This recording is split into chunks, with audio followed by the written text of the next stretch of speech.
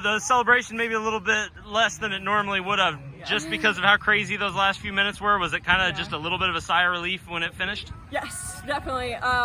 We were really just trying to keep them in front and just keep the ball in their half as much as we could, because it was the breakaways that was getting us, and ref wasn't exactly on our side today. So. And the second goal, or the third goal, I guess, your second assist ends up being huge, but it was 2 corner kicks, and you'd been frustrated with your corner kicks in between the 2 goals. So how nice was it to get that one to Riley and to see her rise up and meet it? It was such a relief, especially just her going to the ball. I got distracted on the first corner where it was like the wind was blowing, and so I tried to move the flag, and so I knocked myself off balance. So I was flustered from that one, and then it just kept going. So such a relief.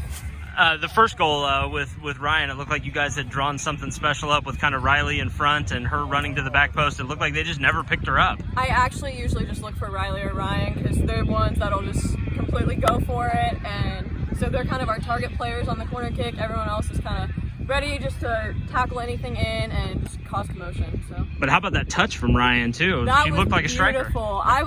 The way I was looking, I was like, oh my gosh, I think that's going wide, and then it went in. And I was ready to start jumping up and down again. 2-0 lead at halftime, and it looked like you guys were just a step away from adding to that multiple times. And then they get one back. You know, was it a quick trying to collect your thoughts for a defense that hasn't allowed many goals like that this year? Usually we do get a little flustered, if they get a good breakaway.